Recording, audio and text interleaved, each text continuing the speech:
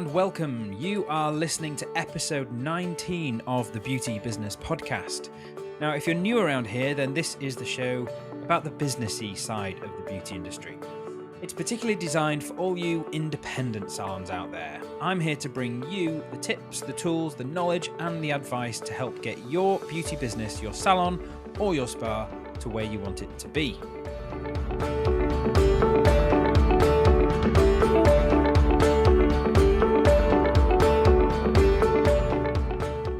My name is Adam Chatterley. I'm your host here, and I'm on a mission to help mobile therapists, home salons, high street salons, indie spas to reach their full potential and their business goals through simple, practical and focused business advice, which I've gained working with salons and spas and hotels in this industry for dangerously close to 20 years now.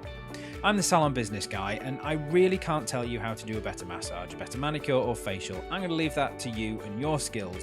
But I can help you to get more clients, the ones that you really want. I can help you to reduce your costs, to increase your profits, to sell more retail, and to control your time. And that's a big one right there, the control of time. I'm hearing it more and more from the latest members of my private Facebook group called Beauty Business Hackers. Simply put, I want to help you make the money you deserve for all your hard work, time and effort, and I want you to enjoy your beauty business too. It's the most wonderful time of the year. Okay, so it's not quite Christmas yet, but it could be the most wonderful time of the year for you as a salon owner in your business. Did you know that it's possible for you to generate 1/3 of your entire annual turnover in just the 6-week run up to Christmas? Now, before you get too excited, that doesn't mean that you can take the first part of next year off and go sit on a beach somewhere. But wouldn't it be amazing to know that you have all that money sat in your bank account already? More on this later. But this is entirely possible with some preparation and a bit of planning, and that's why I'm talking about Christmas before we're even out of September. Okay, before we get into the main part of the episode, this is actually part one of a somewhat accidental 2-part mini-series all about making the most of Christmas in your salon. Now, I based this episode on a series of articles I wrote last year, and I've added some brand new ideas in here too. And once I started recording, I blew past the 1-hour mark, and I still had more and more tips that I wanted to share with you. So rather than having a single epic length podcast episode, I decided to break it up into 2 parts so you can focus on the timely advice in this episode, you'll see what I mean in a minute, and take action on that, and then you can fully focus on the next steps by listening to next week's episode. I hope that all makes sense. You still have time to get organised, but maybe not as much time as you might think. You'll see why as we get into the main part of today's episode. So let's get right into it, shall we? Well, first of all, have you heard of the money triangle? Well, what I'm about to explain is key to your money-making efforts all year round. But to understand the power of this at Christmas in your business, I need to make sure you're at least familiar with it. So here's a very quick overview. Now, broadly speaking, there are 3 key ways that you can make money in your salon or beauty business. I call this the beauty business money triangle.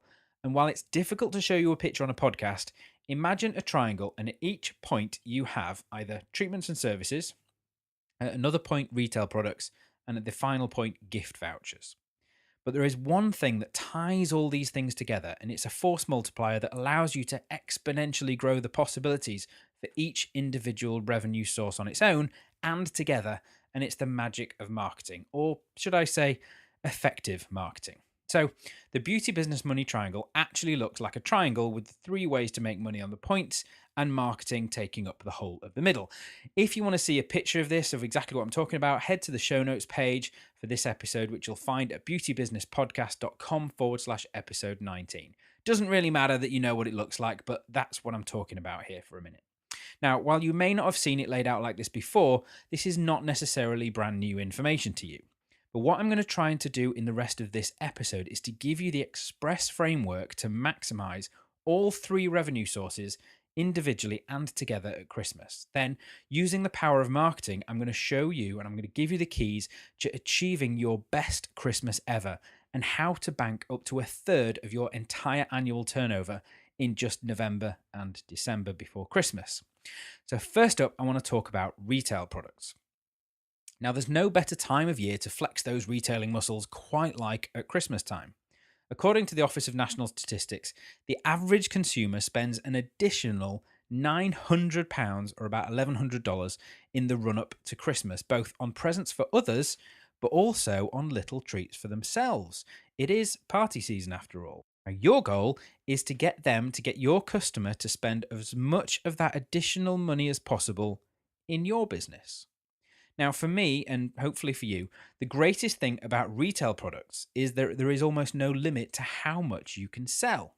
Now, unlike treatments, which you can only do so many of based on the number of hours in the day that you're open, the number of staff on your team, and the number of rooms in your salon, retail is virtually unlimited. Some salon business advisors will claim that you should aim for around 15 to 20% conversion of retail spend to treatment spend. And yeah, this is a good target to aim for. But there's absolutely no reason why you shouldn't aim for 30% or 40% or even more. Don't let yourself be constrained by that 15 to 20% threshold. Don't get there and think that you've made it and that's all you're ever going to do. Now, just to be clear, I am not suggesting for 1 minute that you should sell people things that they don't need. This is not at all what I'm advocating. What I'm saying is that there should be no reason that a client shouldn't want to buy from you. Now, at the end of the day, you have great products and you believe in them and you know that they deliver great results. Otherwise, you wouldn't sell them. Your client is looking for results, either for themselves or for whoever they are buying this as a gift for. Just make sure you help them to get the results by making it as easy as possible for your clients to buy from you.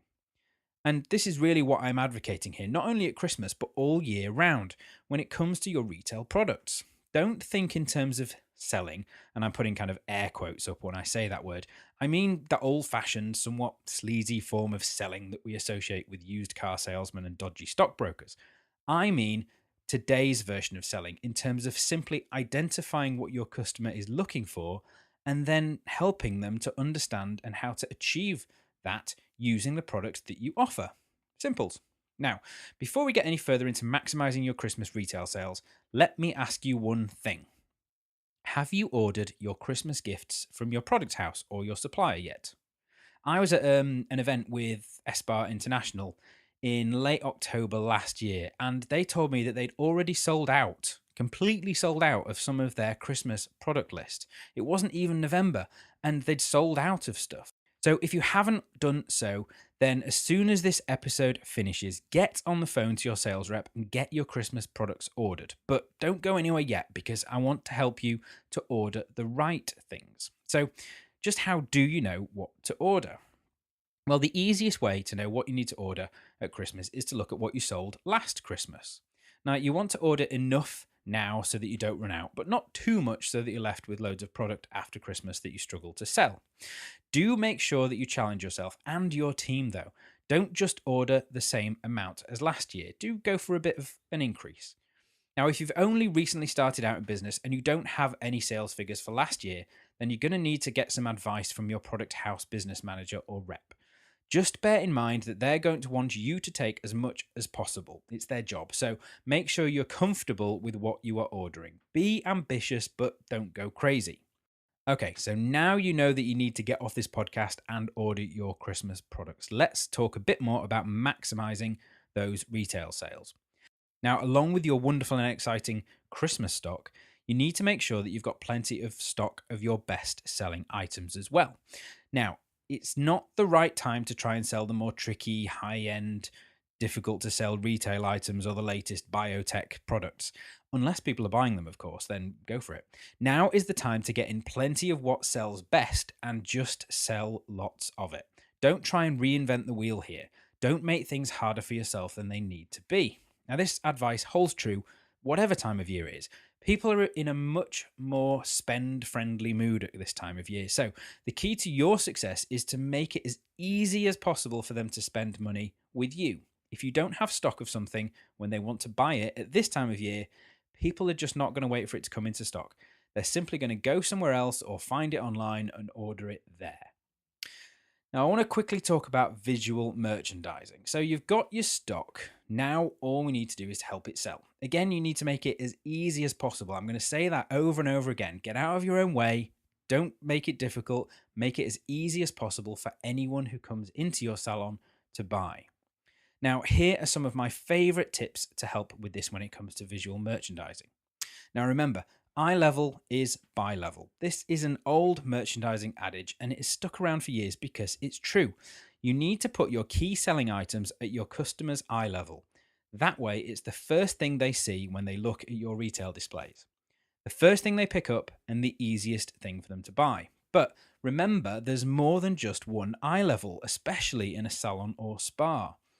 You've got the most obvious eye level when standing, but typically in a salon, you'd have a seating area, so place some of your products at eye level when seated, and do the same for pedicure chairs, manicure tables, and also remember that you've got another eye level in your treatment rooms while your clients are on the treatment bed.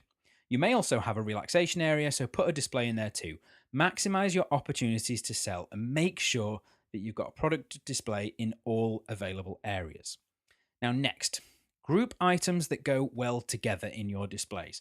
If a client makes that first decision to buy, then the decision to buy another item comes even more easily.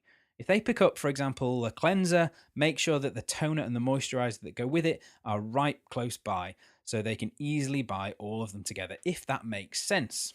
Now, also, when you're putting products out on display, remember the power of 3. Now, along with the previous tip about grouping things together, try and place items in groups of 3 when you're creating your displays. Even numbers are difficult to make look interesting in a group, and it's too easy to simply put them next to each other or in a row or one behind another or stacked neatly together. This doesn't really make for an interesting display, and therefore it doesn't draw the eye, and it doesn't encourage further investigation by your clients. So put things together in groups of 3 with a bit of space in between them to really maximize that visual impact. Next up, price everything clearly. Now, your primary aim is to remove every possible barrier to a client making that purchase decision. The average customer doesn't enjoy asking how much something is. This is because we don't really want to look like we can't afford something if it turns out to be more expensive than we thought it was. This is probably most true of the male in the species, and remember, it's gift buying season, so you might get a lot more men looking for present ideas. So make sure everything you sell is clearly labelled with a price. This will not put anyone off buying it who is happy to pay that price, but it will stop someone who would otherwise have bought the product from not buying it because they didn't want to ask you how much it was. Now, I may not have worded that very well, but I'm sure you get the idea. Now, next, you could go one better than this, and rather than simply pricing everything, make it clear what a certain product is and what it does and what products work well together, and of course, what the benefits are. Now, this is not always completely obvious from the product name itself. Personally, I still get confused and I've worked with these products for years. Again, this is probably for the benefit of the men out there, particularly if they're buying for their wife, girlfriend, sister, mother, whoever. Again, make it as easy as possible for people to buy. Take away any confusion and make that purchase decision as simple as possible for them. Next up, get sensual. Now, bear with me a second. While sight is the most important sense we use when it comes to visual merchandising, the clue is in the name, don't forget you can give it a nudge by bringing other senses into play. Have an oil burner or diffuser loaded with fragrance of winter spice or something similar on the go to put people subconsciously into that Christmassy mood. Turn it up a notch with the occasional tasteful Christmas song on your playlist, and even people who come into the salon having not yet thought about Christmas will soon find themselves browsing your displays looking for presents. Oh, and don't just bring out the same tired Christmas decorations. Threadbare, fake tree and thinning tinsel just aren't going to cut it. You've been using them for the past few years, so chuck them in the bin. Invest in some new decorations to help your salon stand out. Now, another tip, change it up. Now, while it's tempting to simply come up with your retail displays and stick with them throughout November and December, it might be worth moving things around every couple of weeks. Your regular clients will become accustomed to your displays, and that means that they don't have the same visual impact once you see them again and again. It could be as subtle as changing the product groupings or swapping products that were on a shelf to being on a table and vice versa. Give your clients every opportunity to have their eye caught by your displays, to draw them in and make them at least investigate that purchase. Now, where can you display stuff? Well, you've probably got some standard places where you display retail items all year round in your salon. But at Christmas, consider kicking things up a notch and add some additional displays. Put things on a spare table in your waiting area or in a relaxation space. There are loads of places you can create eye-catching displays of varying sizes to entice your clients to buy. I'm thinking about, obviously, your main window displays, internal or smaller windows, normal retail stands, put things in your waiting areas, in your relaxation space, on reception, got any cabinets that have got some spare places in them, put things in there, on top of things, use tester stands, treatment rooms, manicure tables, literally everywhere. There shouldn't be anywhere in your salon that a client can't see at least some form of retail display. This could even be in your bathrooms in the form of a poster or something. Now, a great tip I saw recently was to put small, lower priced items on your reception desk, right where people usually pay for things. If you've ever wondered why, when you're in a supermarket, there are those small sweets and batteries and gift cards and things right next to the till, it's so that people who might not have bought otherwise see them and then suddenly think, oh, I needed to buy those batteries for that remote control that's running out, or I forgot to get that present for Katie. I'll just grab one of these iTunes gift cards. Last minute purchases. Brilliant. Have a small display of items on your reception and put a sign next to them saying stocking fillers, and trust me, you're guaranteed to sell some of these last minute items too. Let's talk quickly about your window displays. Now, in a lot of salons, the main area, and probably the only area for display, is probably going to be in your window. After all, this is the one space that you can actually encourage people into your business to make a purchase who weren't already coming in to spend money in the first place. Now, here are a couple of tried and tested tips to make your window displays stand out from the rest. First of all, inject some movement if you can by using some dangling tinsel and a small fan. Our most primal instincts are programmed to detect movement, and a simple window display of products sat there alone just won't really catch the eye as much as some gently swaying sparkly tinsel or something. Next, stand out with colours. Christmas is the perfect time of year to use big, bold colours to really make your displays stand out. You could go with the classic red, green and gold, or a more subtle white and red combo. Or you could bring it right up to date with blue, white and silver, or maybe I've just watched too much Frozen with my daughter. Anyway, pick a theme of colours and run with it throughout your whole salon for a really consistent Christmas experience.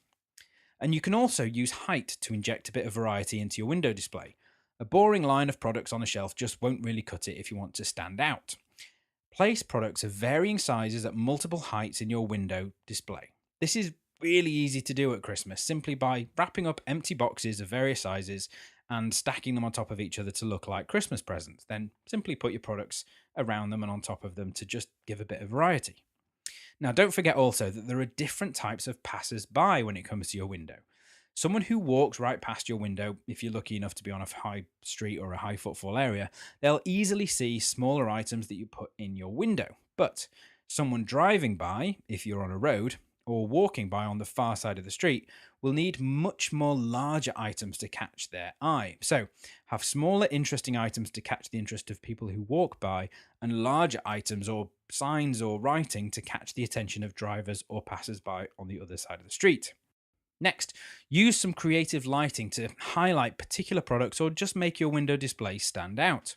At this time of year, it's easier than ever, as you can simply get some cheap Christmas tree lights and use them in an effective way, sprinkled around your displays just to light things up and make it a bit more interesting. If you want some inspiration, check out Pinterest and just simply type in Christmas light ideas for displays and you'll get tons of ideas. Now, let's talk about the art of selling. Okay, let's get this straight right from the start. There's absolutely nothing wrong with selling as long as you genuinely feel that the product is right for your customer and that it will bring a benefit to them that they're looking for. Now, the term sales or selling does get a bad reputation, even these days, because we still think of those kind of pushy salespeople where someone has cornered you and they start trying to make you buy something that you just don't want or need. But if a client has come to you, or you've used a product in a treatment and they've expressed an interest, then sell that product to them. Don't force it on them. Simply tell them the benefits. Make it clear that you feel it's the right thing for them, if you do, that is, and they will buy. If they don't worry about it. If they buy one product and you feel that there is another product that will go well with it or simply related to it that you think your client will enjoy, then do the same. Explain the benefits, tell them why you think it's right for them, and if they agree, it's as simple as that. But don't just stop there. Don't stop just because they've decided to buy one thing. Your work isn't done just because you've got that tick in the box to say you've sold something.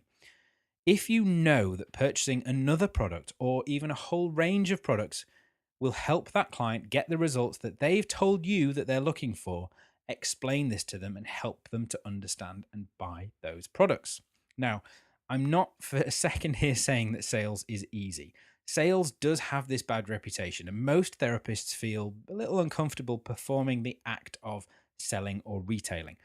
I could host a series of episodes on this subject alone. In fact, I already have focused on this for a whole single episode back in episode 4 with Pete Scott, which I would highly recommend you go and check out if you haven't already done so. If you've got any kind of concerns or fears or just feelings around the subject of sales. But for now, make this simple concept clear to yourself in your head and to all of your staff.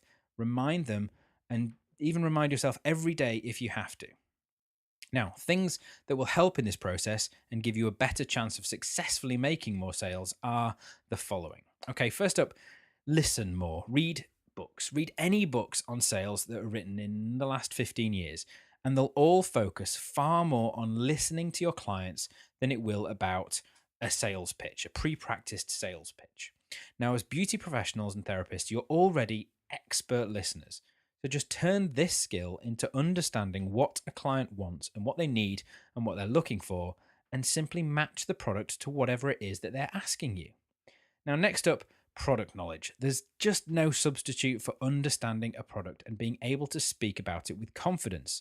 Know the product, know what it does and what the benefits are, and understand as much as possible who it's right for. Also, understand who it's wrong for, and always be honest. Remember to talk only about the benefits. No one cares what's in the product, what the active ingredient is. They just want to know that it's going to give them results and how it's going to make them feel, how it's going to make their lives better. Next up is to offer more. Now, I know I've just kind of said this already, but it's important, so I'm going to say it again. If a client buys one item, don't be afraid to suggest an item that goes along with it, or simply a different item that you think your client would enjoy. Just because a client has bought one item, don't feel that that is all you need to do. It's actually easier to sell someone a second, third, or fourth item than it is to sell that first one. Once the decision to buy has been made in the mind of your client, the decision to buy something else comes far more easily. Next, you need to make sure you've got the stock. If you identify a product as being right for a client during a treatment or a consultation, and then you don't have that product in stock for them to buy right there and then at this time of year, people are even less likely to wait for it to come in. They'll go somewhere else, they'll order it online, or they'll just forget all about it. And suggesting one item to them and then trying to shift to a different item because you found out that the original one wasn't in stock, that's just not going to work. It's going to break the trust with your client. They might buy the alternative product this time to, keep you happy. But this is where sales starts to get that bad reputation, and they'll be much more wary of making a retail purchase from you in the future. Next, I want you to focus on upserving. Now, typically people talk about upselling in retail, but I don't like this name as it comes dangerously close to that whole sleazy sales practices thing that gives sales a bad reputation in the first place. Upselling implies that you're trying to get someone to spend more money just because you think you can. However, upserving to me means that there might be a better product than the one the client has already chosen. It might be a bit more expensive, or it might be cheaper. It might not even be a product at all. It might be a treatment or a course of treatments. As long as any suggestion you make to a client regarding additional spend comes from a place where you feel that there's a better option than the one that they have selected, then this is an upserve. This is the right way to do things, and as long as you explain why you feel it's better, it will even build trust with your clients. The client gets to make the choice themselves. They can stick with the purchase they've already decided on or take your advice and buy the other. Everyone wins. Now, these are some of my best tried and tested fast impact tips for maximizing your retail sales at Christmas time and, to be honest, all year round. We've covered why retail is so important at Christmas. We've covered how to make your products really stand out using visual marketing and where to place all your displays. And finally, we covered some quick wins when it comes to the process of actually selling to your clients. Now, if you're wondering why I started with retail rather than treatments, then there's a very good reason for this. In fact, there's actually a couple of them. First of all, I wanted to remind you as early as I could to order your Christmas retail stock now before it's sold out. Please, if you haven't done this already, when you finish listening to this podcast, go and have a look at that based on all of the information that I've given you. And the second reason is that if you wait until you've put in place your Christmas marketing and your promotions, and then wait until your clients are already coming into your salon for treatments before you think about retail, then it's already too late. You need all your retail products, all your merchandising displays, your product knowledge, your sales mentality, and your incentives in place before people come to see you to really make the most of this opportunity at this time of year. Basically, the idea is to have everything in place before people start showing up to your salon. So that's it for this episode. I've touched upon the key elements of the beauty business money triangle at Christmas. I hope I've given you some actionable ideas to help make this Christmas your best ever and give you a massive boost to going into the new year.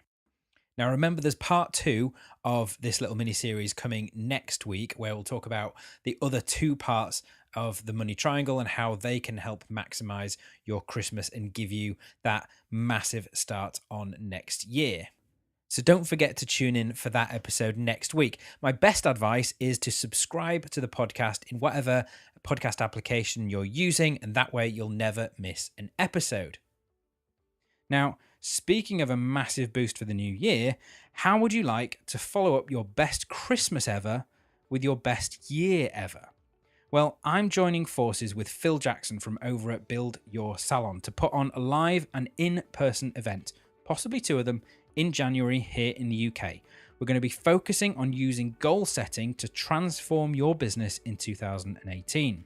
Now, this is going to be a really amazing workshop, and our aim is not just to explain what goal setting is and how it can help you and then send you on your way. We're going to create your own goals for 2018 and create a plan to achieve them, all in the workshop itself. So you'll literally leave the workshop with an actionable plan for your business to deliver your best year ever. Now, if this sounds good to you, and to be honest, why wouldn't it, then head to my show notes page at www.beautybusinesspodcast.com/episode 19, or check out the podcast notes and there'll be a link in there as well. And I'll put more details and information about the event and about booking right there.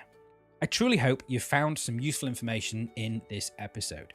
I really don't hold anything back when I create this show. These are genuinely the best revenue maximization tips for making massive sales at Christmas time. So you should at least have found 1 or 2, or hopefully a lot more ideas that can help you have your best Christmas ever.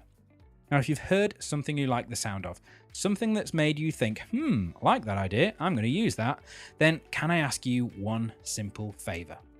Pop over to iTunes or whatever podcast application that you're using, leave the show an honest rating and a review. This isn't an ego thing, I promise you. I use the reviews to help me to understand what help and what advice people need and to make sure that I'm actually delivering it. And while I have very little evidence to back this up, I believe that leaving a positive review, tells iTunes that this show is worth suggesting to other listeners, and in turn it means that I can reach more independent beauty business owners just like you and to help them create the business they dream of. So if you wouldn't mind, you can do it from your phone, from your tablet or your computer. It just takes a couple of minutes. Go on, do it now, and I'll read out some recent reviews on next week's episode. You might even get yours read out. So keep it clean, but feel free to say what you like. I want you to be honest. Right, that's it for this week. Don't forget to come back for next week's episode where we'll be completing this advice on how to have your best Christmas ever. There's still 2 more stages, including number 3, which is the most important stage of all. So I'll see you back here next week, same place, sort of same time. Bye for now.